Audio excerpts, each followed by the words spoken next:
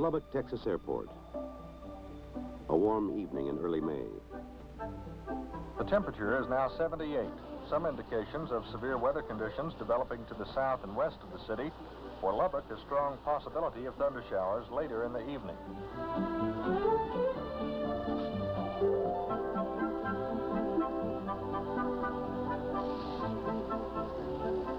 Downtown in the Emergency Operations Center at City Hall, the Civil Defense Director, Bill Payne, is just leaving the office. Well, that doesn't look too bad, does it, Linda? Good night. Night, Mr. Payne. Good evening, City Hall. One moment, please. Going home, Bill? Nope, showing this film to Optimus Club. I'll be at the Embers. See you later.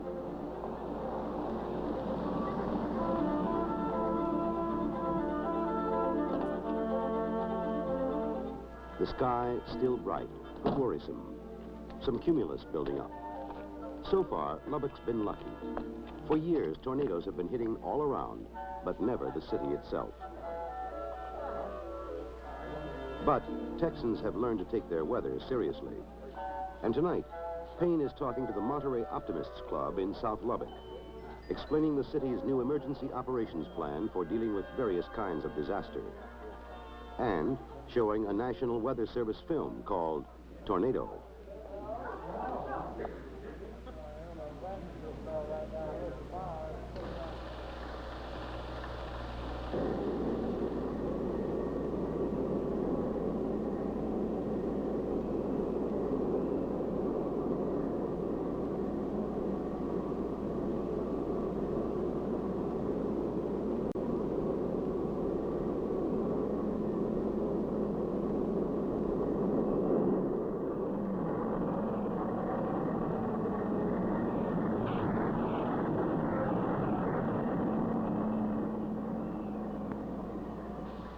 But before the film's really rolling, there's a message from City Hall.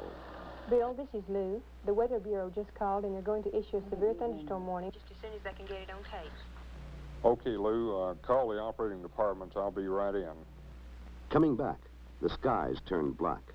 And already, KFYO, the local emergency broadcast station, is beginning its weather watch. During the past 10 minutes indicate golf ball to baseball size hail in the vicinity of McKenzie State Park, with the hail increasing at this time. In the Emergency Operating Center. EOC, Payne speaking. Bill, we're all out here at the Red Bean Supper. If things get rough, let us know. Okay, Herschel. Yeah, I'll call you if I need you. On the other side of town, the Lubbock firemen are throwing their annual bash, a red bean and cornbread supper for their friends. The host, Fire Chief Herschel Sharp, and among the guests, Bill Blackwell, the city manager, J.T. Alley, Chief of Police, leading citizens, the press, radio men Bob Nash and Max Mott. Looks like the Weather Bureau may have to issue a tornado warning after a while. Oh, don't sweat it, Max. You get less chance of being hit by a tornado than being trampled by a dinosaur.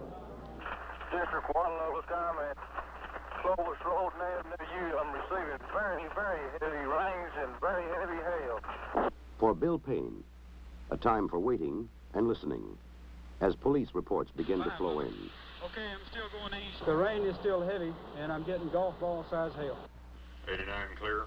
Have you got a unit out around the traffic circle south of town that can give us a report on that large hail? 10-4. 28 Lubbock. I'm sitting over here on 4th Street, and from here it looks like one big, heavy, dark cloud centered to around 23rd.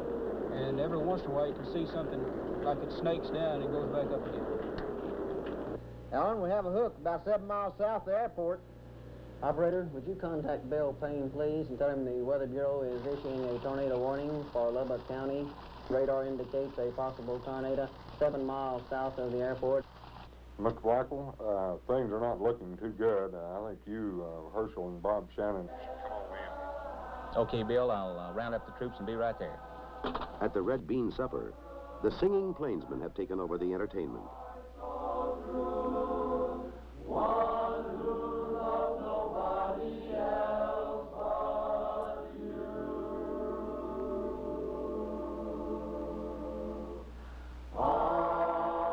want a girl, just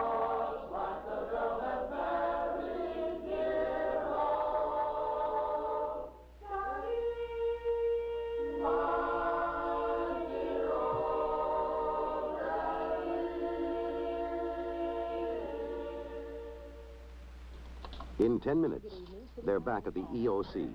The city manager, safety director Bob Shannon, all the city's key department heads. 800 operators. The radio room and switchboards are fully manned, according to plan. The emergency center's ready for action. Chief, are your units covered? Are you pretty well covered throughout the city? 3 level. 3. Okay, 1908. These overhead lights. We've got a wire sparking real bad here. Breaking down now. Okay, over by the power plant, we got a fire. Maybe out there on Slade Highway. It's a big fire going. Fire department? Yes, sir. All right. Need some help in the dispatching office. Power is out. Need help. Across the street from City Hall, the radio stations also lost power. But as part of the emergency broadcast system, the station has an old emergency generator obtained as surplus property from the Defense Civil Preparedness Agency. The switch is thrown. The station is back on the air. 790 on your radio dial, Lubbock, Texas, on the weather watch. The tornado warning remains in effect for Lubbock, western Crosby, Floyd, and southern Hale counties until 10 p.m. tonight. And now, more music. Okay, level east and north. We're getting one steady electricity storm. It's just lighting this and one right after another, just keeping the whole sky lit up. Alan, we got a new hook down here moving toward us. Lubbock DPS, Lubbock Weather Bureau. This is Johnson at the Weather Bureau office. Would you advise the police department in Idlew to sound the warning sirens for a possible tornado? The Weather Bureau is issuing a tornado warning for the city. If they watch the base of the darkest cloud, we've had one report of a funnel. 93 level. Raining real heavy out of 289. Winds about 60 miles an hour. Rain is blowing to the southwest. Okay, the cloud southeast just dropped 2 hooks a minute ago, and then they went right back up in the cloud. A possible tornado was indicated by radar at 8:57, and a funnel cloud has been observed in the same area. A massive storm has just struck downtown Lubbock. All persons take cover. I'm out here on Erskine Road at this time, headed back in towards town. It's raining hard. I can't hardly see any rain. I'm completely stopped. KFYO. Hello, this is Bob White, KRLD in Dallas. Could you give me something brief for my 10 o'clock? Not right now. You'll have to hold on. All citizens do not attempt to come into the downtown Lubbock area because hot wires are down. Okay, I'm on this hill looking back toward town. You got a funnel cloud hanging right over the city limits. Look like it's touching the ground. 41, can you see anything? 89, you clear? Yeah, 1 report headed 206, Sherman. Twister! Hit the deck! I can hear it coming. You better find yourself a spot. Don't worry, I'm going to get right under the table here.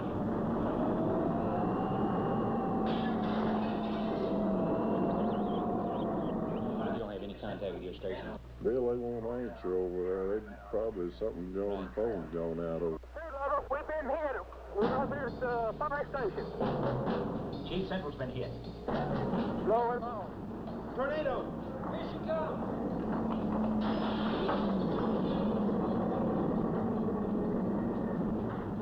DPS, we've been hit. Don't hang up. I'll be right back. The tornado smashed directly into City Hall and the police station just upstairs. For 7 seconds, the lights go out. Then the emergency generator kicks in. 91 Lubbock, we're heading downtown. Where it is? Lubbock, I'm coming back in town. Don't come in the city. It's hit here. It's horrible in here. Loud noise out here in the north part of town. It sounds like another one's coming in from the north. I'm getting out of here. It's coming in again. Tornado, let's hunt a hole. The tornado roars on north through the city, toward Country Club and the airport, then lifts just over the Weather Bureau, leaving Lubbock behind it in shambles. Police station has been hit. Our communications is failing. Lubbock unable to read. Any unit receiving. Stewart, any lines left? Only incoming. We can't call out. Well, hold those you have and keep trying. All right, Mr. Baker. Mr. Blackville, the hotline of DPS still working. Major, looks like we've been hit pretty hard here in the downtown area. Well, Central Fire Station's been hit, the police station and City Hall.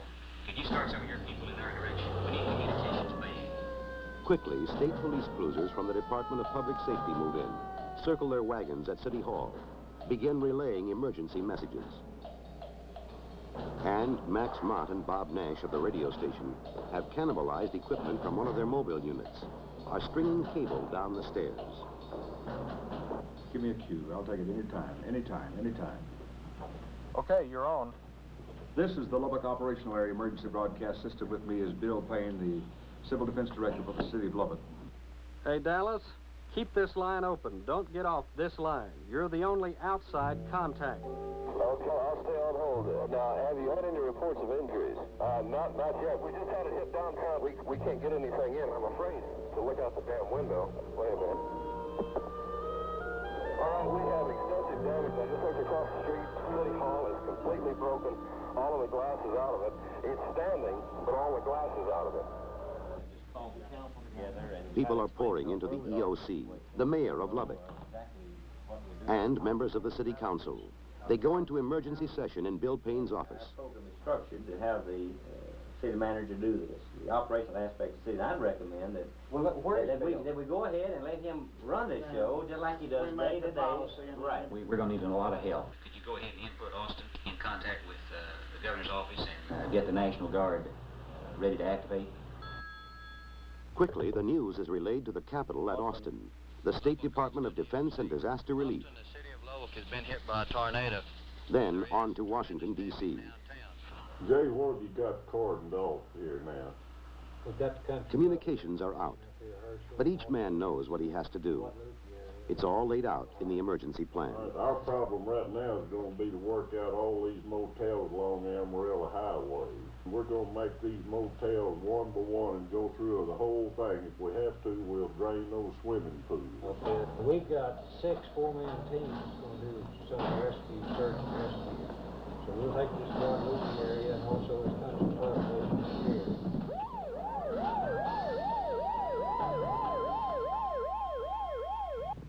Club flow out here is blocked with trailer houses and everything else.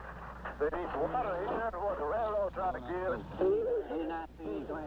There's some people trapped in the house, upstairs in tent and having it in. Also around the varsity apartments. Emergency rooms at all the Lubbock hospitals are being swamped with tornado victims.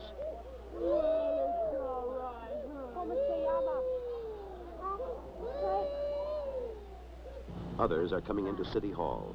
And just down the hallway from the EOC, Helen Payne, Bill's wife, has set up a first aid station. Is there anything you need? Not right now. We're doing pretty good. Do you know what area was hit hardest? I know about one area. It's supposed to be the 2900 block at 3rd Street. 3rd Street? That's my street. Okay, can you confirm anything at 206 Sherman that you have able to get a unit into there at this time? 89? Okay, they cannot get down to Central Fire Station. The roof is down on their trucks. The man from the Salvation Army said that our apartment was damaged. Yes, I know, and there's nothing I can do about it now. I'll see you later. The Lubbock Red Cross office has been asked to please contact the Odessa Red Cross on priority. How's the generator, Bill? Well, I'm afraid we're running low on gas. Okay, let's get an Oklahoma credit card. All right. In neighboring Oklahoma, they probably return the compliment by calling it a Texas credit card. But either way, it means chopping off a length of garden hose and using it to siphon gas from the nearest available car to keep the emergency generator running. As you know, Mayor Granberry, just a little while ago, declared a state of emergency for the city of Lubbock. Things are rough here in the downtown area and in other areas struck by the tornado. We don't know at this hour just what the extent of damages and the number of injured and dead are. We have received some reports of dead in the north part of the city. Our search and rescue teams are out at this time, composed primarily of fire and police personnel. There are many other problems that face us at this point. We continue to search out the areas that have been struck by the tornado, and we'll continue to report to you by means of radio through the hours of the night. The darkness still hides many things. No one knows what they'll find at dawn.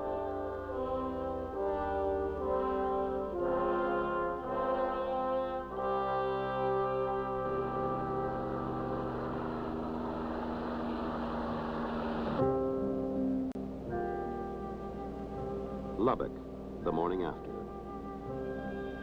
The tornadoes cut a swath more than 8 miles long, nearly 1.5 miles wide, right through the heart of town. It's been impartial. Nothing's been spared.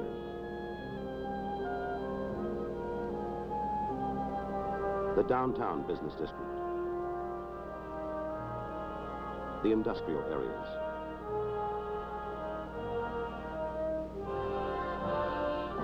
Country club and the Mexican-American section. Death and destruction everywhere. People still pinching themselves, surprised that they're still alive. What did it sound like last night when the storm started? Well, it went goose, goose. Stop a while and then goose. We was in that little storm cellar, and that's just the way it sounded. And the hail seemed like that big on that cellar door. Who was with you? My husband. Have you ever seen anything like this before? Yeah, party like this with that thing there once blowed over here. I missed it about that much. This time it got me. And the lights across the street went out twice before we ran. And you got under the bed? The kids did. I couldn't get under there. It just sounded like a big whooshing, boy, and the hail and the top of the ceiling and everything started piling in on top of us. What was it like after it was all over and the survivors started peeking their heads out? I don't know. I was so scared I didn't know what to do. He had to carry me to the fallout shelter. I don't know exactly what instant it struck, but we were at the cellar door, and the rest of the family had preceded me down into the cellar. And I wasn't going in that hole at the time, but at about that time something happened. What it was, I don't know, whether it was noise or something hit me or just what it was, but something just made me say, let me in there too. And in I went. And we pulled the door to, and no more than got it fastened, and everything broke loose. We hear debris hitting the cellar door, and the cellar door would, well, we were trying to decide whether to push on the cellar door or pull, because it was going one way 1 minute, one way the other way. You'd try to come in on us and then try to go out. Do not go into the downtown business district. Do not go into the downtown business district. Police and National Guard have cordoned off the area. There is still danger from hot wires and falling glass. Good morning, sir. Good morning. I'm taking some Coleman lanterns and stuff down here to Texas Testing Lab. Yes, sir. You're going to have to get a permit to get in here today. They are reporting that the Great Plains building is twisted and it should be secured. Some bricks are cracking off of it at this time. There are a lot of rumors floating around town about the Great Plains building about to fall, and I think that we might contact some local engineers to get them to make a visual inspection, give us a report. Right, the Director of Public Works and I were talking about this a few minutes ago, and so we'll go ahead and get a team in there this afternoon. In the Emergency Operating Center, 1,000 pressing problems. Setting up a temporary morgue.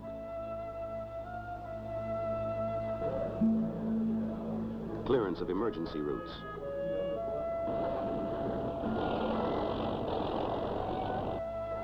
Food, clothing, shelter for the thousands who are suddenly homeless. Guadalupe Center in Lubbock is now in desperate need of 300 sheets and pillowcases, also some diapers, some children's underwear, and blankets. For the party calling about John and Jana Goforth, they are at Possum Kingdom and safe. Yeah, donde quiera. This is from the EOC. Lubbock Coliseum is eating sandwiches for 750 to 1,500 people. Now they'll be feeding from 5:15 p.m. until. Help of every kind is needed, and it's coming from every direction. Linemen from all the surrounding cities and states are coming in to restore power and communications. The Texas National Guard is there in force. So is 4th Army, with helicopters and heavy equipment. And men from Reese Air Force Base just outside the city. The president's declared Lubbock a major disaster area. And at the airport, a White House plane's arriving, bringing Texas congressional leaders and federal executives to coordinate a massive assistance program.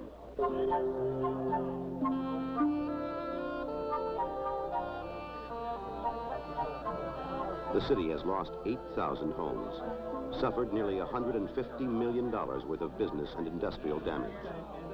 City Hall, the police and central fire stations have been smashed. The city warehouse flattened. 2 main power stations are out, and so are the main pumping stations for the water system. High water at the underpass, 87 north. Professional divers are needed at the 3-deck overpass. They are needed very urgently. They need your assistance. Too much water here, too little everywhere else. There's hardly a drop left to drink. Bill Dykeman of the Brewing Company has just reported he's shipping 2,500 cases of distilled water by quarts. These will be at the Red Cross Distribution Center at Broadway and Avenue X. Gifts of food and clothing are pouring in from everywhere to help the disaster victims.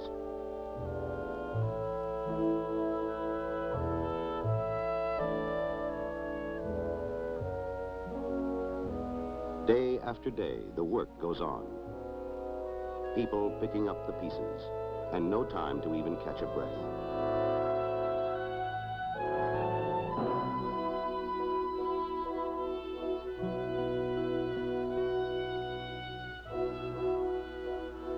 For 10 long days and nights, the emergency center will be in continual operation. People working around the clock, eating, sleeping at their posts. Many not going home at all until the crisis is over. 10 days. But now the book is closed.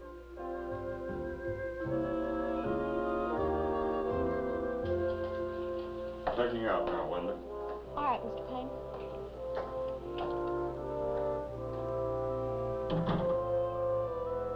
Good afternoon, City Hall. Yes, One moment, please. Going home, Bill? I guess. And what's left of it.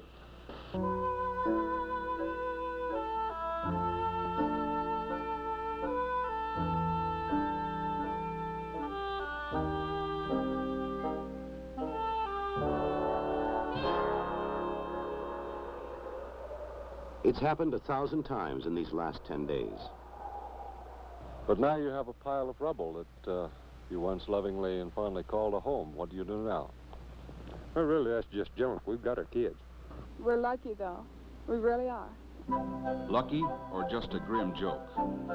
Well, actually, in one way, Lubbock was lucky. Because we were prepared for disaster, as very few cities are. Just the year before, the Defense Civil Preparedness Agency had picked Lubbock for a pilot project, a testing ground.